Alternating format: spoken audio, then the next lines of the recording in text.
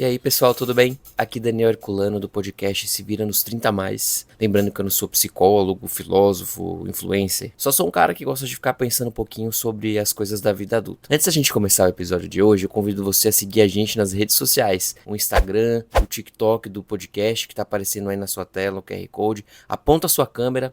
Segue a gente pela plataforma que você está me ouvindo agora. Aproveita para seguir a gente, dê o seu like, compartilha com seu amigo. Vamos fazer hoje um episódio voltado para o Réveillon e para o Natal. Eu achei muito interessante uma frase que eu li na internet esses dias no Instagram e eu separei ela para iniciar o nosso episódio. Essa frase, ela diz o seguinte: nos próximos dias, vamos ver muitas pessoas publicando sobre suas conquistas deste ano. E eu queria dizer que tá tudo bem se sua maior conquista em 2025 foi simplesmente sobreviver. Para você que se manteve de pé, mesmo quando não sabia como, parabéns. E o que me chamou muito a atenção nesse texto que eu li no Instagram foi que ele vai de contramão ao que é nos ensinado, ao que nos é exposto nessa época do ano, que é sempre ter algo grandioso pra gente mostrar. Então tem aquelas retrospectivas que as próprias redes sociais estimulam a gente a fazer, né? Retrospectiva que mostra viagem, que mostra jantar, que mostra promoção, grandes eventos, como se a gente que só fizesse parte e fosse importante se fosse grandioso. E muitas vezes, muita gente durante o ano só fez conseguir sobreviver e na verdade isso não foi pouca coisa, porque para muitas pessoas tiveram que passar por problemas muito fortes, situações difíceis, e só o fato da gente estar sobrevivendo já significa às vezes muito mais do que um grande evento que a gente vê aí pelas redes sociais. Então o objetivo meu desse episódio de hoje é para falar justamente disso, do que esperam da gente, do que a gente espera da gente e também sobre o agradecimento, que às vezes a gente esquece de fazer. Começar falando um pouquinho sobre o Natal. Eu acho engraçado que esse combo, ele vem assim, Natal numa semana e Réveillon na semana seguinte. Eu brinco que é um combo emocional esses dois, né? Porque enquanto o Natal é aquele momento que para a maioria das pessoas é o momento de reencontrar a família, então ir para casa dos avós, para casa dos pais, retornar para o interior, quem veio do interior, retornar para o seu estado, para quem mudou de estado como eu, que sou de São Paulo, moro em Salvador, vai ser um momento que eu sempre faço questão de voltar para São Paulo para passar o Natal com a minha família. Então é um momento, o Natal, em que a gente sempre se questiona um pouco sobre o caminho que a gente tem seguido, né? Porque a gente, mesmo que sempre tem aquela história das perguntas das tias, né? Quando é que vai casar? Quando é que vai ter filho? E mesmo para aqueles mais sortudos que têm os familiares mais sensatos, que não ficam bombardeando a ceia de Natal com perguntas, ainda assim, esses questionamentos eles acabam sendo feitos, mesmo de forma silenciosa, né? Porque é nesse momento que você reencontra a sua família, você lembra das expectativas que foram criadas sobre você mesmo, por eles e por você no passado. É quando você olha, às vezes, seus primos, irmãos, começa a se comparar. Então, a primeira festa do final do ano, que é o Natal, é aquele momento de você se cobrar, de às vezes você entender que você não está seguindo o cronograma que foi pensado para sua vida, o script, né, que foi pensado pela sua família para que você tenha seguido, ou que você mesmo internalizou que era o script que você deveria seguir. Então o Natal traz esse questionamento pra gente. E aí é o combo emocional, né? Na semana seguinte, o que vem? O Réveillon, o Ano Novo. Então é comum a gente falar, né? Ano novo, vida nova. Então já tem-se muitas expectativas pro ano que vai virar. Então é o momento da gente fazer o quê? As listas, né? As listas de metas, né? O que eu quero fazer o ano que vem, né? O que eu não consegui fazer. E aí quando a gente fala isso, a gente tá automaticamente dizendo, olha, esse ano eu falhei, e ano que vem eu vou melhorar, né? A gente tá olhando pra falha, né? Coincidentemente, quando é o momento que a gente faz essas listas, é logo na semana seguinte da semana do Natal que a gente é bombardeado com essas expectativas de vida que muitas vezes nem são nossas, né? Então eu acho muito legal, eu brinco que essas duas festas do final de ano é o combo emocional. E aí eu decidi, esse ano, fazer uma coisa diferente. Em vez de fazer uma lista de meta que eu quero fazer pro ano que vem, eu decidi fazer uma lista do que eu não quero levar pro ano que vem, certo? E aí eu anotei aqui algumas coisas para vocês. Uma coisa que eu não quero levar pro meu 2026 são expectativas que não são minhas. Então, eu tô aqui pensando dos meus principais projetos de vida, meus anseios. Será que esses projetos realmente foram feitos por mim?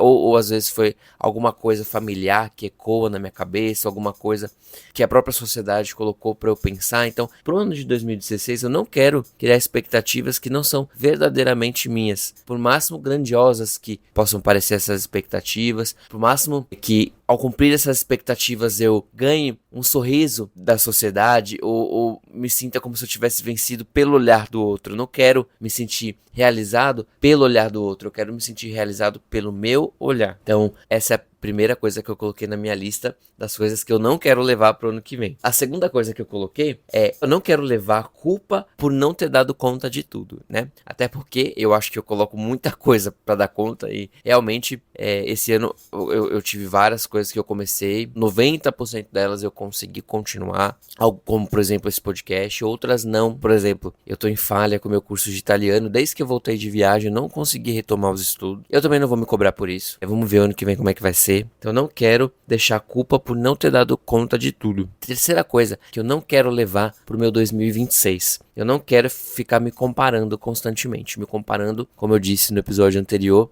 a minha sombra com o palco da outra pessoa. Eu quero me comparar, sim, comigo mesmo. Ver a minha evolução, por menor que ela seja, por mais devagar que seja, mas eu quero comparar com a minha própria evolução. Eu não quero levar pro ano que vem relações que são mantidas só por hábito, com pessoas que não me acrescentam, com pessoas em que eu dou e não recebo nada em troca. Então, eu não quero levar esse tipo de relação para 2026. E eu não quero levar para o meu 2026 aquela sensação de pressa sem sentido. Aquela sensação que eu preciso fazer tudo ao mesmo tempo. Que eu preciso ser 10 de 10 em tudo que eu faço. Inventar coisa a mais para fazer. E talvez seja isso um pouco de imaturidade emocional. Mas tem uma coisa que eu gostaria sim de levar para o meu 2026. E aí vai parecer um super clichê de fim de ano. Mas eu gostaria de levar a gratidão para o meu 2026. E aí eu fiquei pensando... Eu tava andando de Uber outro dia, acho que voltando do trabalho, e eu fiquei pensando um pouco sobre isso, sobre o que significa a gratidão, qual a importância da gratidão. Aí eu fiquei pensando, quando a gente deseja muito alguma coisa, então, nossa, eu gostaria muito de trabalhar,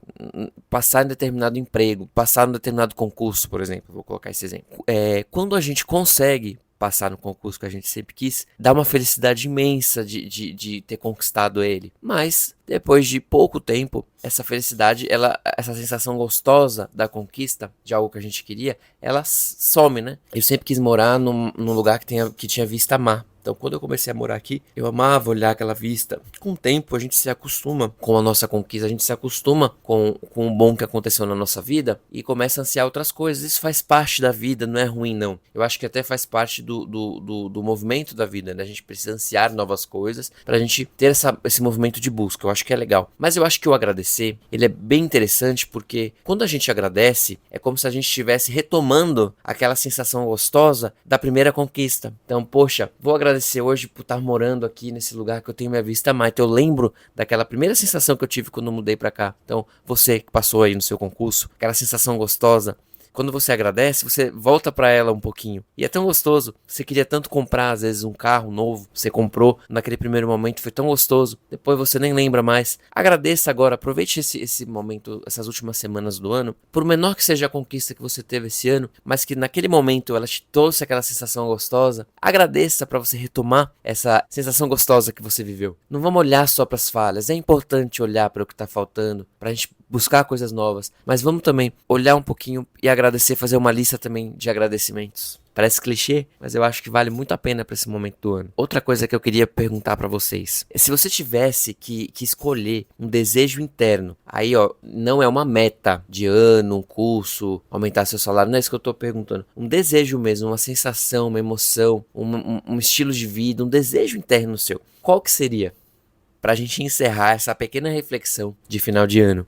Talvez o melhor jeito de começar um ano novo seja agradecer pelo que a gente foi, antes de exigir o que a gente ainda não é. Se você sobreviveu, se manteve em pé, se você conseguiu atravessar, isso também é conquista. Que o próximo ano, 2026, venha não como uma cobrança, mas como uma possibilidade. Esse é o meu desejo para cada um de vocês que me ouviram aí ao longo desse ano. Espero que o ano que vem a gente possa estar mais junto, que esse projeto cresça e alcance mais pessoas. Primeiro, me alcançando. E é isso aí, gente. Obrigado. Agora, pra gente finalizar um pouquinho mais leve, mais tranquilo, vamos pro Se Vira nos 30. E aí eu queria falar, gente, que eu descobri uma coisa que eu tô, como sempre, eu fico obcecado, né? Tá vendo isso aqui, ó? É uma maquininha, eu vou abrir aqui, ó. A maquininha de fazer o waffles, ou waffles, eu não sei falar a pronúncia certa. Eu comprei porque pra fazer a minha dieta, eu precisava ter alguma coisinha assim pra comer de tarde, né? Que eu sinto muita fome de tarde, e aí é quando a gente às vezes qual é o risco de fugir da dieta, né? Então aí eu peguei algumas receitas, né? Inclusive pelo chat GPT, receitas ótimas de panqueca proteica, então coisas como banana, whey, farinha de aveia, pronto. Comprei a minha maquininha de fazer waffle, fui tudo feliz fazer ela, segui o tutorial que eu vi no TikTok. Quando eu fui abrir ela, o negócio simplesmente estava todo grudado, foi horrível. Eu raspei e comi do mesmo jeito, porque eu não ia desperdiçar os ingredientes, mas estava tudo grudado nela. E aí eu falei, não, gente, não é possível. Vamos resolver isso. Aí eu comecei a pesquisar como é que fazia pra não grudar as receitinhas do waffle. E aí eu queria trazer essa dica pra vocês. Ó. Comprem esse óleo de coco em spray. Vai abrir ele, tá vendo aqui? Você vai passar um pouquinho de óleo de coco em spray e pronto. Vai pré-aquecer bem. Então enquanto você tá fazendo a sua massa lá, do seu waffle, você vai pré-aquecer bem a sua máquina. Deixa lá. Bate tudo, mistura tudo. Aí você vai pegar esse sprayzinho, vai passar, vai colocar o seu waffle, vai ficar uma delícia. Depois eu vou postar pra vocês uma foto. Eu vou perguntar pro meu editor se eu consigo colocar uma fotinho do meu waffle. Se não vocês verem no Instagram, aproveite pra seguir a gente. Ficou top, delicioso. E é isso. Pra gente finalizar aqui o ano, deixar essa dica pra vocês. Me fala aí se vocês gostaram dessa dica. E é isso. As próximas 2 semanas que vão ser festas eu não vou gravar, vou ficar de recesso. E em janeiro a gente volta com mais episódios. Um abraço a todo mundo. Desejo sinceramente um ano de muita prosperidade, de muita saúde e de muita saúde mental para todo mundo. Um abraço.